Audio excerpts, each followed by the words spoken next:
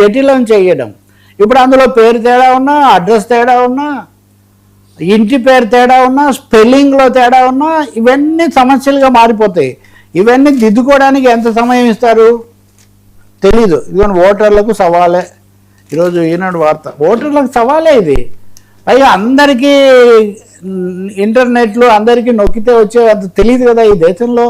చదువుకున్న వాళ్ళు చాలా నియోజకవర్గాల్లో ఆధార్ కార్డు అక్కరకు రాదు, పేరు కోసం తప్ప ఆధార్ కార్డు అక్కరకు రాదు. ఇంకా చాలా కార్డులు పనికిరావు.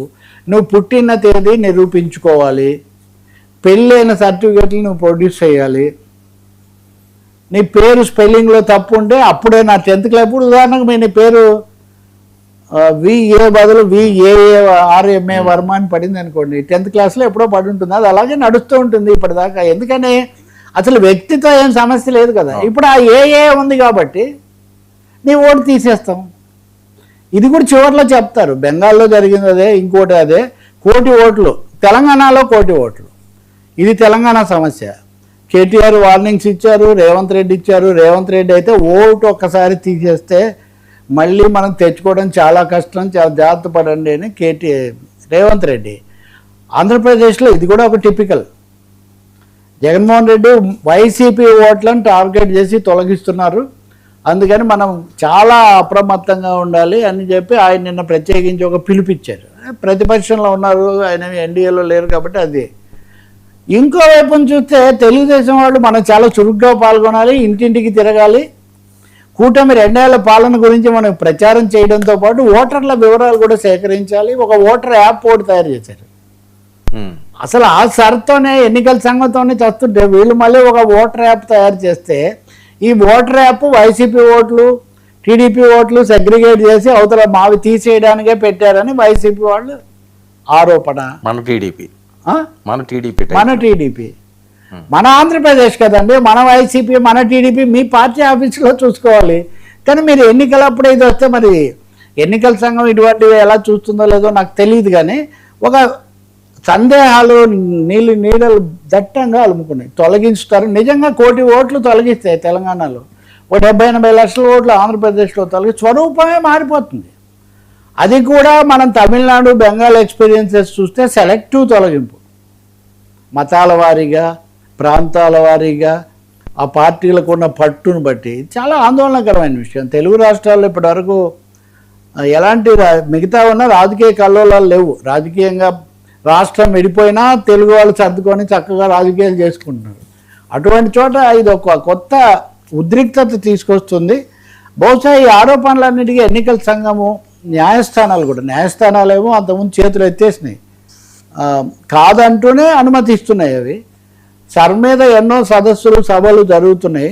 అయినా కానీ ఇప్పుడు ఉదాహరణకు నేను హైదరాబాద్లో 2004లో 5లోనే ఓటు తీసుకున్నాను అనుకోండి. 2002 ఏముంటుంది మీ దగ్గర? మీరు ఇప్పుడు ఏం చూపిస్తారు? ఎప్పుడు మీకు ఇది వస్తుంది? మీరు డౌన్లోడ్ చేసుకోవచ్చు. ఇవన్నీ సామాన్య ప్రజలకు ఎక్కడ తెలుస్తాయి? ఇప్పుడు మనం చూసాం చాలా చోట్ల మాజీ మంత్రులు, పార్లమెంట్ సభ్యులకే ఓట్లు లేవు. ఇప్పుడు 2000 తర్వాత పుట్టిన వాళ్ళు, 2000 తర్వాత ఓటు హక్కు వచ్చిన వాళ్ళు ఆధార పత్రాలన్నీ చూపించుకోవాలి. అప్పుడు 2002లో లేని వాళ్ళ ఓట్లన్నీ మ్యాప్ చేస్తారండి. లాజికల్ డిస్క్రిపెన్సీస్ అని బర్త్డేలలో తేడాలు, లేదా అడ్రస్ తేడాలు, ఇలా ఉన్నవన్నీ ఇంకో కేటగిరీ. ఇవి అన్నీ కలిపితే 1 కోటి ఎన్ని అవుతాయి. వీళ్ళందరికీ నోటీసులు ఇస్తామంటారు, అన్నీ సక్రమంగా సకాలంలో రావు. ఇప్పుడు ఇంటింటికి మనుషులు వచ్చి ఎన్యూమరేట్ చేసుకుంటే ఓటర్లు అయ్యాం కదా మనం. లేకపోతే ఒక్కొక్క కాలేజీలోనో ఇంకో చోట ఓటర్ నమోదు కేంద్రం పెడితే వాళ్ళు ఫోటో తీసుకొని ఓటు ఇస్తే ఇచ్చారు. ప్రోయాక్టివ్గా ఎలక్షన్ కమిషను, గవర్నమెంట్ ఓటర్లను నమోదు చేసిన విషయమే మనకు తెలుసు ఇప్పటివరకు. అవి తొలగించే పని అవి చేపడితే, ఇప్పుడు మనం గ్యాస్ తెచ్చుకోవాలంటే కొన్ని ఆధారాలు చూపించినట్టు, లేకపోతే కాలేజీలో సీటు, పాస్పోర్టుకు లాగా ఇక్కడ ఓటర్ ఆ పాత్ర తీసుకోవాలి. తన ఓటు తను కాపాడుకునే ఒక బాధ్యత, బరువు ఓటర్ మీద పెట్టబడుతుంది. అది కూడా ఇదిగో వేరే కొలబద్దలతో. నిజంగా ఎంత ఇల్లాజికల్ అండి. 2002 ఆధారంగా అంటే 25 years అబౌట్ 25 ఏళ్ల కిందట చాలా మంది ఈ రూపంలో లేరు, ఈ సంసారాలు లేవు. చాలా మంది అప్పుడు అసలు పెళ్లి అయి ఉండదు. అప్పుడు వాళ్ళు వాళ్ళు ఏ రాష్ట్రంలో ఏ ఉద్యోగం చేస్తున్నారో తెలియదు, అసలు పుట్టారో లేదో కూడా తెలియదు. ఏకపక్షంగా అంటే ఇది అన్ఫెయిర్ ప్రాక్టీస్. ఇది ఏమాత్రం ఫెయిర్ కాదు. కానీ అధికారం లేదా ఉంది. రాజ్యాంగం మీరు ఎన్నికల సంఘానికి ఓటర్ జాబితాలు ప్రక్షాళన చేసి అధికారం ఇచ్చింది. అది సక్రమంగా చేయమంది, కానీ మీ ఇష్ట ప్రకారం ఏదంటే చేయమంది. చాలా తప్పులు వచ్చాయి. మీకు ఒక ఉదాహరణ చెప్పి కంక్లూడ్ చేస్తా. బెంగాల్లో ఒక హైకోర్టు న్యాయమూర్తి సుప్రీంకోర్టు నియమించిందండి.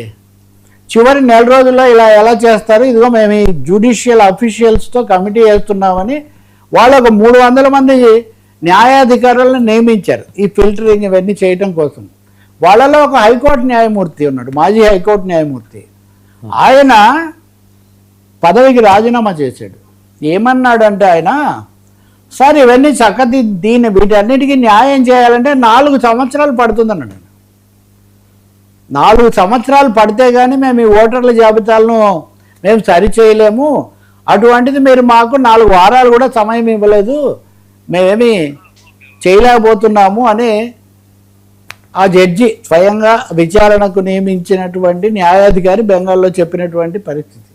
కాబట్టి ఆంధ్ర తెలంగాణలో కూడా అంతకంటే పెద్ద భిన్నంగా చాలా ఆడుతూ పాడుతూ జరిగే ప్రసక్తి లేదు. పైగా అక్కడ రాజకీయ వైరుధ్యాలు కూడా చాలా ఎక్కువగా ఉన్నాయి.